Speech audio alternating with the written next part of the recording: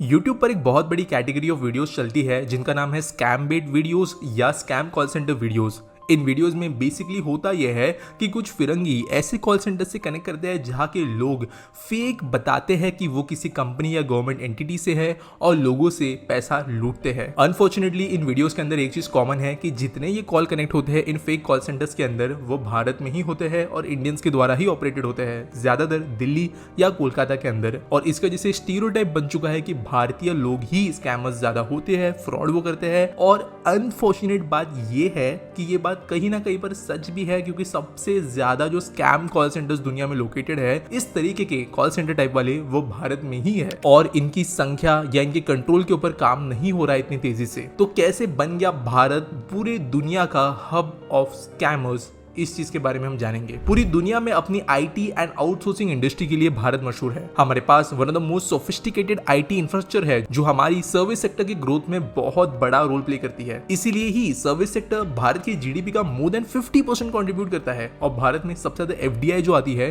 वो भी service sector में आती है। लेकिन भारत का ये जो कैश काउ है जिसके अंदर हमारे स्किल्ड इंजीनियर्स की डिमांड है, हमारे कॉल सेंटर्स के अंदर बहुत ज्यादा काम चलते हैं, वो सेंटर्स कैसे बनने लगे उसके बारे में जानने से पहले थोड़ी हिस्ट्री समझना जरूरी है। वैसे पूरी दुनिया की पहले कॉल सेंटर की शुरुआत UK based Birmingham Press Mail ने की थी, बट कॉल सेंटर्स का इंटरनेशनल एक्सपोजर 1990s में हुआ था। ये वो .com और टेक बबल का एरा है जहां पर आज की सारी बड़ी टेक कंपनीज का बर्थ हुआ था। ये सारी companies mainly English speaking countries से थी, यूएसए, यूके, ऑस्ट्रेलिया, इन देशों से। इन्हें अपनी कस्टमर सपोर्ट के लिए सस्ते इंग्लिश स्पीकिंग प्रोफेशनल्स की जरूरत थी जो उनके कस्टमर्स को समझ पाए। उसी वक्त भारत के कुछ एंटरप्रेन्योर्स थे जिन्होंने इसके अंदर अपॉर्चुनिटी देखी। उन्हें पता था कि इंडिया दुनिया की one of the biggest English speaking country है। इनफैक्ट आज भी हमारे पॉपुलेशन के हिसाब से हम सेकंड बिगेस्ट आते हैं और चाहे वो इंग्लिश इतनी अच्छी क्यों ना हो, समझने लायक और सुनने लायक वो जरूर थी। और हमारी इतनी बड़ी इंग्लिश स्पीकिंग एजुकेटेड पॉपुलेशन को टक्कर देने वाला दुनिया में कोई भी देश नहीं था। इसलिए भारत में कॉल सेंटर्स का सिलसिला शुरू हुआ जहां पर फॉरेन कंपनीज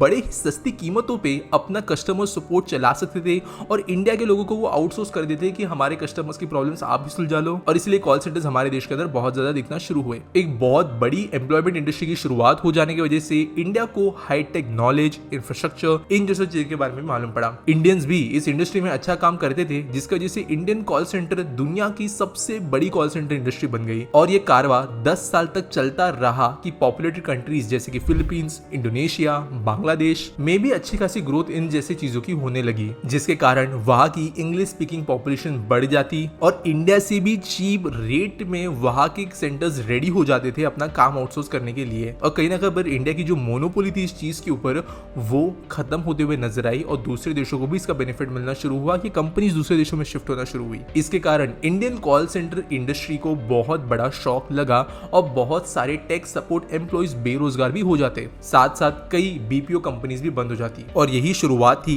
इंडिया के अंदर कुछ लोगों के गलत रास्तों पर निकलने की, जिसने इंडिया को हब ऑफ स्कैम सेंटर्स बना दिया। वैसे दोस्तों इंडिया की आईटी इंडस्ट्री अकेली नहीं है जहां पर डार्क टाइम आया, स्कैम्स हुए, ये दुनिया भर में होते रहे। और इसका जो कैपिटल है सिलिकॉन वैली यूएसए, वहां पर टेक्नोलॉजी इंडस्ट्री के अंदर ऐसा ही एक बहुत बड़ा स्कैम हुआ था जहां पर एलिजाबेथ होम्स ने थेरानोस नाम की कंपनी के साथ इन्वेस्टर्स के अरबों रुपए डुबा दिए, ये झूठ बोलकर कि उनके पास में ऐसी टेक्नोलॉजी है जो एक्चुअल में थी ही नहीं। और इसी समय पर वो खुद को स्टीव जॉब से भी कंपेयर करती थी। और इसी के बारे में हम सुन सकते हो the dark side of silicon valley in Hindi इस ऑडियो बुक के अंदर कुको एफएम पर। आपको 10,000 से भी ज्यादा ऑडियो बुक्स मिलती है कुको एफएम पर आपके रीजनल लैंग्वेजेस में, जो आप कभी भी कहीं पर भी सुन सकते हो।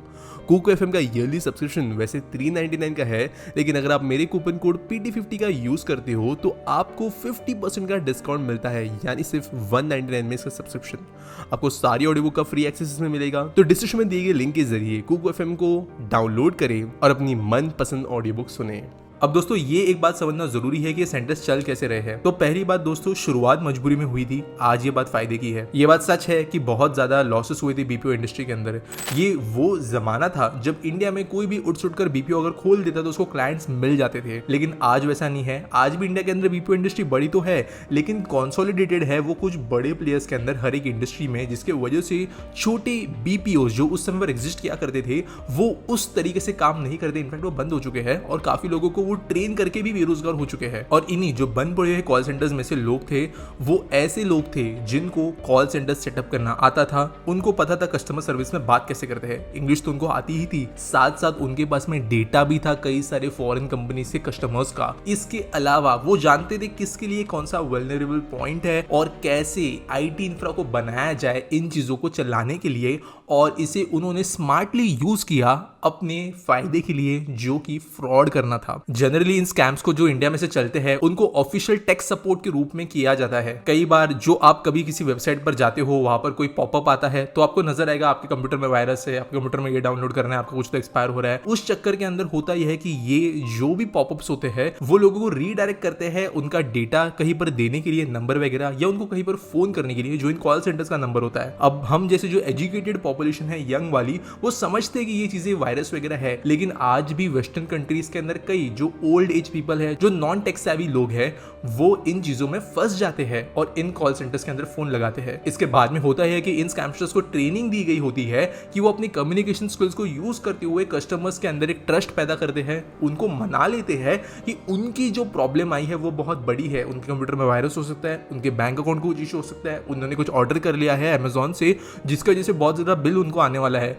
ऐसी चीजें बताते हुए उनको वो डरा देते हैं और ये विश्वास दिलाते हैं कि वो उनकी प्रॉब्लम सॉल्व करेंगे, और प्रॉब्लम सॉल्व करने के चक्कर में वो कस्टमर से ही, चाहे वो गिफ्ट कार्ड्स हो, डायरेक्ट बैंक ट्रांसफर्स हो, और दूसरी चीजों के जरिए पैसा ट्रांसफर करवा लेते हैं अपने अकाउंट्स में, और बाद में ऑब्वियसली वो निकल जाते हैं, बाद में अपना नामो निशान नहीं छोड़ते। और ये ज्यादा इजीली इसलिए भी था क्योंकि ये जो वेस्टर्न ऑडियंस थी, ये जब पहले इंडिया में ही कस्टमर सर्विस चलती थी, इनफैक्ट आज भी चलती है, वहां पे उनको आदत थी कि अगर उनको कोई भी कंपनी से कॉल आता है कस्टमर सपोर्ट के लिए, टेक्नीशियन का वगैरह, तो इंडिया वाले लोग का ही आवाज वहां पे आने वाला है, उनकी एक्सेंट वहां पे आएगी। इस बात की उनको आदत थी। अगर आप भी आज कुछ वीडियोस जाके देखते हो रियल टेक सपोर्ट रिव्यूज के, अमेजोन के लिए, एचपी के लिए, लेनोवो के लिए, तो ये कंपनीज के अंदर अगर कोई यूएस कनाडा से फोन लगाता है तो वो एक्चुअल रियल कॉल सेंटर जो इंडिया में है वहां पर फोन लगता है। मे बी आपके भी कुछ दोस्त वहां पे काम करते होंगे, और इसके लिए वेस्टर्न कंट्रीज में लोगों के ऊपर फ्रॉड करना ज्यादा ईजी था। ये अमाउंट इतनी बड़ी थी कि भारत में से ऐसे लोगों को पकड़ा गया है जिन्होंने लिटरली लोगों का फ्रॉड करते हुए जेट्स खरीद लिए, बड़े बड़े घर खरीद लिए, और लाखों का इंसेंटिव जो अपने एम्प्लॉइज को देते थे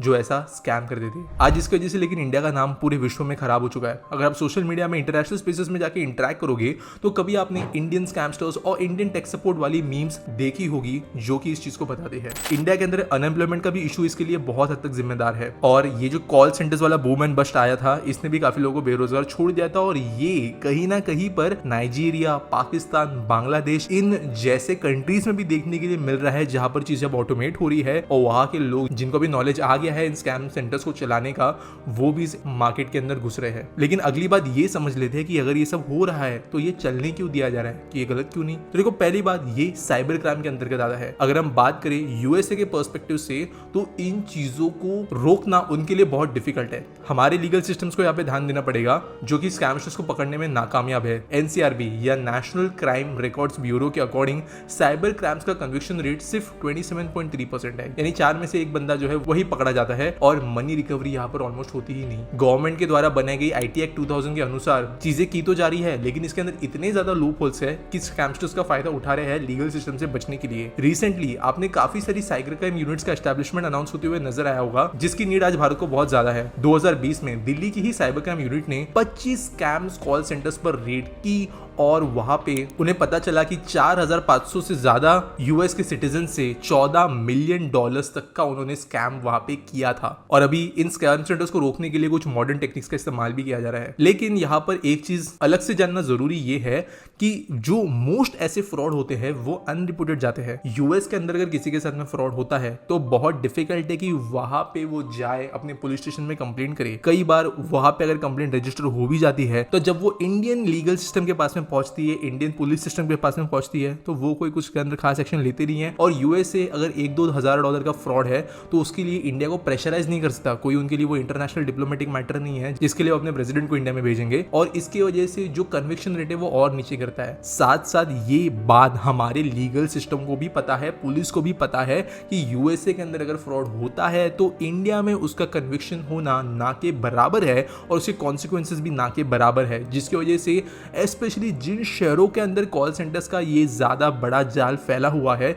वहाँ पर पुलिस भी इनमें डायरेक्टली इन्वॉल्व होती है, उनका भी हिस्सा कटा हुआ होता है। फिर चाहे उनको वो ऑफिस स्पेस देना हो, इंटरनेट कनेक्शन देना हो, शील्डिंग हो और उनको बचाना हो इन दूसरे सेंट्रल लीगल बैटल से, वहाँ पर उनकी मदद होती है। और ये इस तरीके का क्राइम है जहाँ पर एग्जैक्टली किसी को ट्रैक करके विद प्रूफ आरोप दिखाना बहुत डिफिकल्ट होता है, क्योंकि ये बहुत ज़्यादा पैसा घुमाकर अलग अलग तरीकों से अंदर ले आते हैं। होपफुली उम्मीद यही है कि इनको दो तरीकों से कम किया जा सकता है। एक तो हमारी लीगल सिस्टम इतनी स्ट्रांग हो जाए कि हर एक कॉल सेंटर यहाँ पे ट्रैक हो जिसकी वजह से डर बने, और दूसरा यह है कि देश के अंदर इन चीज़ों के बारे में सेल्फ अवेयरनेस इतनी हो कि कोई इनसे फंसे ही नहीं, ना सिर्फ इंडिया में लेकिन दुनिया भर में, और इसकी वजह से इनके बिजनेस अनप्रॉफिटेबल हो जाए और ये खुद से ही इन्हें बंद कर दे। उम्मीद करता हूँ आपको ये वीडियो अच्छी लगी होगी। आपको मैं फिर से एक बार याद दिलाना चाहूंगा कि आप कुक एफएम पर 10,000 से ज्यादा किस्म के ऑडियो बुक सुन सकते हो और इसके प्रीमियम सब्सक्रिप्शन पर आपको 50% का डिस्काउंट मिल रहा है PT50 कूपन कोड का इस्तेमाल करने के बाद। तो अभी डिस्क्रिप्शन में दिए गए लिंक के जरिए कुक एफएम को डाउनलोड करें और अपनी मनपसंद ऑडियो बुक सुने।